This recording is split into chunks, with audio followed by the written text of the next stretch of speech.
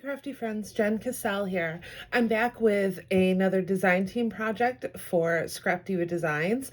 I'm doing a tutorial on this. I'm going to call it a spring basket that I created using the 3D gift purse die. So I use that in addition to the new box making strips die that are a February release. So I've created this before, and this is the original die with the original measurements. I've switched it up. I wanted to make this wider. So the original is about 1 3/4 inches and mine is 2.5. So I've given us quite a bit more space to fit some more goodies in here. So it's more basket-like, you should say. I use the Woodland Grove collection from Maggie Holmes. If you're a viewer of my channel, I have talked about how I've been really deep cleaning my craft room with a new year, and I'm finding all of these cool paper collections that I had from last year that I never really used, and I'm currently on a no spend. Well, my no spend was for January, and I'm extending it into February because I'm doing a really good job of it. And I found all of these cool paper collections that I have available. So before I get started, here is the website. If you would like to purchase these dies, feel free to use my coupon code JEN10 for 10% off your purchase at the shop. These are all of her socials. Make sure to use that hashtag Scrapdiva Designs for some amazing inspiration. So here's my basket. Love, love, love how it turned out. I started with this bunny bow that I created using that really cute die that I used during Christmas time for the reindeer bow. I believe it's the bow gift topper, but so stinking cute. I love how it turned out. I did cut the bunny with my Cricut. It is a hybrid project, and you'll see this really cute gingham button in the center with the whiskers. That is from Buttons Galore and More. So I really took this project to the next level by using some of the embellishments that Buttons Galore sent me. So I have a mix of their subscription box as well as some of the new spring designs in the shop used to decorate this. And oh my gosh, I love it. Look at that bling and shine. So I used some of these dewdrops that were included in the Sparklets package. As you can see, the Sparklets package is almost gone, but you can see some of the dewdrops in there, and they're just like a really cool iridescent. Because I'm on a no spend, and I just picked up the physical papers at Joann's when they were on sale.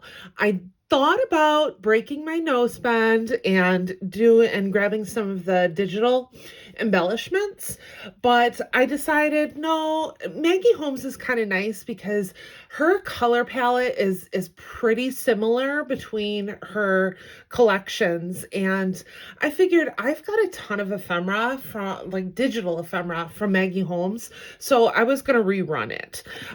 This fawn, I believe, is from one of her Christmas collections. And then I did the spring on my Cricut.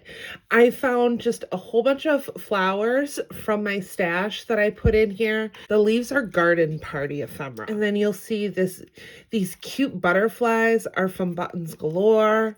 So is this little flower here. Just so cute. I love how this turned out. So inside, I did some shaker eggs with my Cricut, and I even used the negative of them, and I came up with this.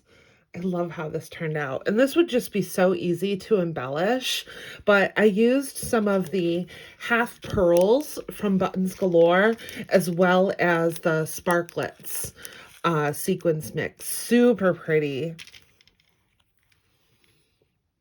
Love it. And then for this one, this is the actual shaker. I mean, look at how cute that little watering can button and the chocolate bunny with the tulips. These are all from Buttons Galore. This bunny in the back is from Maggie Holmes' Garden Party. So cute. And then this one, I did that same Cricut SVG that I did on the bunny bow. and I just did it on a shaker egg.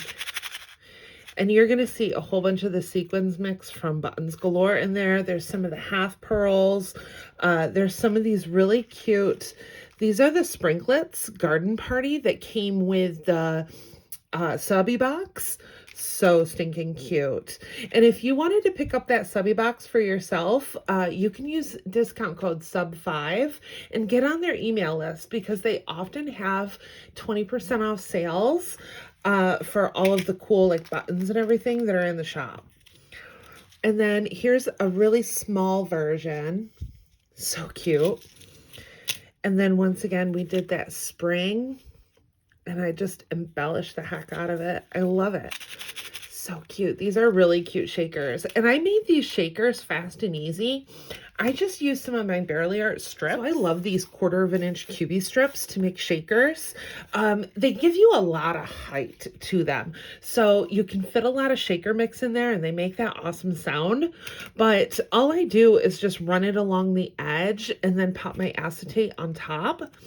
And if you're looking for a good acetate, you're going to want to check out Barely Art. They released their acetate on Friday. It's great acetate. It's got a double protection layer on it so it doesn't scratch. And you can use my coupon code JenCassell for 10% off your purchase at Barely Art. So if you're interested to see how I created this basket, stay tuned. So for the first part of our tutorial, we are going to use the box making strips die. Now this is a new die at Scrapdiva Designs. I did not include this in my release video.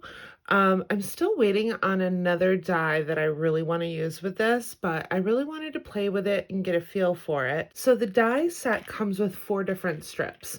So you're going to have 2 of the taller ones, which measure, you're going to have about 10 inches to these strips, not including the tab on the end. And one is going to measure 2 inches and the other is going to measure 2.5 inches. You also get 2 of the smaller strips, and the smaller strips once again are going to be 2 and 2.5, and they are 5 inches tall. So we're going to use the 5-inch tall, 2.5-inch strip. We want to really widen this out. You are going to want 2 of these. I've cut mine in this pink. This pink is called In the Pink. It's got a really cool shimmer to it, and you can find it at 12 by 12 cardstock shop. I'll leave my link in the description box, and I do have a coupon code for you to save, which is JenC19. The other die that we're going to be focusing on is the 3D gift purse die, and that's going to be the main portion of our basket. So this die set is going to come with this piece here, which I've cut in the pink again, and I've cut this 4 times. You're also going to have, this is your liner piece, and I've cut it 4 times, and I've done 2 in this floral pattern that's going to go on the outside, and then I've also cut it in this pink polka dot, which I'm going to use for the interior. We are not going to be using any other dies from this set. Because we're widening the box, we're going to switch the measurements on all of those other pieces. In addition to the die cut pieces, we're also going to need your base piece. So your base is going to be 3.5 by 3 7/8, and you're going to score on the 1/2 inch on either side of the 3.5 inch side. So your shorter side, you want 1/2 inch on each side. I've also cut a second piece that measures 2.5 by 3 7/8. The pattern paper needed to cover these strips is going to measure 2.25 by 3.25, and you're going to need 4 of these as well. I've cut 2 out of the floral and then 2 out of the pink polka dot strips. I've also cut 2 of these pattern paper strips, and it's going to be 2 1/4 by 3 5/8. And once again, I use the floral and the pink polka dot. So now we are going to start gluing together our base, and I'm just going to glue it straight to it. All right, so I've already glued together my 4 base pieces, and I've adhered my stitched layer to my pale pink base. And I have 2 in the floral, 2 of the polka dot. Now I'm going to move on to the base of my basket, and I have the scored base, and I'm just going to grab my scissors and I'm going to cut notches at these tabs.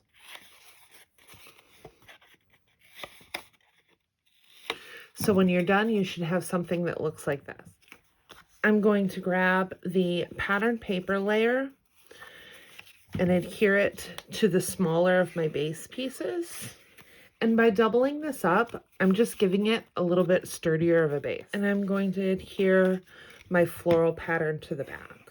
I'm going to set this aside and let's start working on our sides. So for this, I'm going to count 3 notches from the right, and I'm just going to cut that off. I'm going to find that 4th notch and just fold that over. I'm going to bring it off.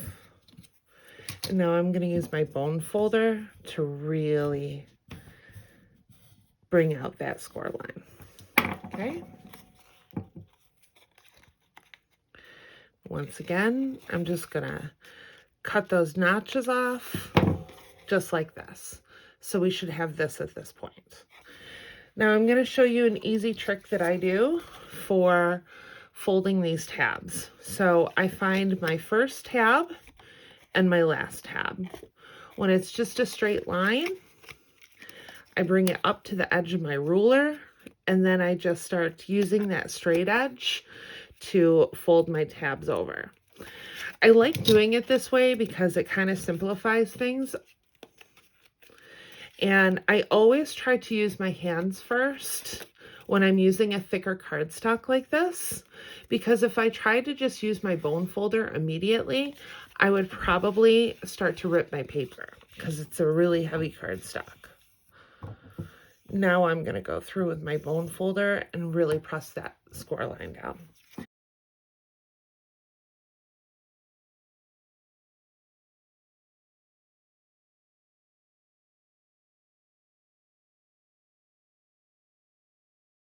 I have one last tab.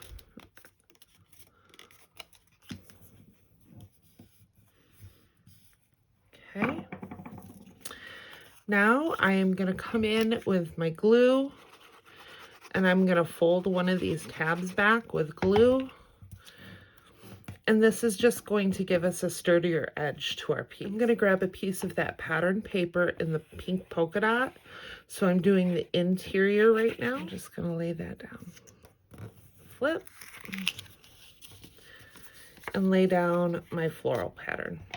Now I'm going to use my bone folder and just slowly start to curve that paper. There we go. And we're going to do the exact same thing with our second piece. All right, now that I have all of my pattern paper pieces together, I'm going to apply glue to the inner tabs. And I am just going to line this up.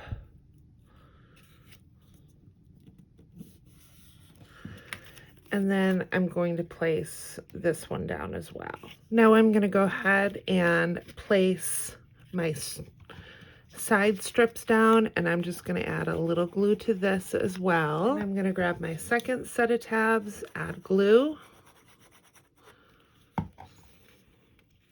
Now I'm going to add my last piece and secure it right to the bottom there. Now that we have our basket assembled, I'm going to flip it over, and I'm just going to start gluing the tabs down following that line.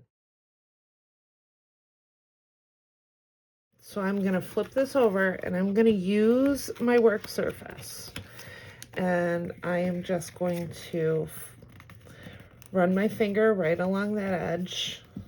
I know I'm getting good contact by applying that pressure. I'm gonna flip it over and I'm gonna do the exact same thing. I'm gonna start running that glue along each of these tabs. Okay, at this point we should have this, and now it's just a matter of gluing our top portion on. So I'm gonna come over and I'm gonna use a lot more glue than I normally would, just to make sure that this is nice and secure. And I'm really gonna hit those edges, especially the outer edge where the tabs are, because you've got an extra layer there. Now it's just a matter of lining it up. I'm gonna flip it over and I'm gonna apply pressure. And I'm gonna do the exact same thing with this side. So our finished product is about 5 inches tall, 6 inches wide, and 2.5 inches deep. So now I'm just gonna figure out which side I like a little better, and we're gonna start to decorate it. Here's my bunny basket all filled up with some shaker eggs that I created. So stinking cute. Use those bunny ears again over here. But I just love how this turned out. So pretty. I ended up throwing some dewdrops on there. I just really thought the whole thing came together with them. I'm so happy. So thank you so much for watching. If you like this video, don't forget to give it a thumbs up and head on over to Scrapdiva Designs. Grab those dies. These are a couple of my favorites. I'm telling you, these box making strips, must have for your collection. You're going to see me playing with these a lot. So use my coupon Jen10 for 10% off your purchase at the shop. And go ahead and give Buttons Galore a shot. They have some amazing designs in the shop. You're going to see me designing for them regularly. I'm loving having all of these tiny little cuties available, like just to really take your projects up to the next level. So thank you so much for watching. If you have any questions, be sure to leave them in the comments section, and I will see you in the next crafty video. Bye.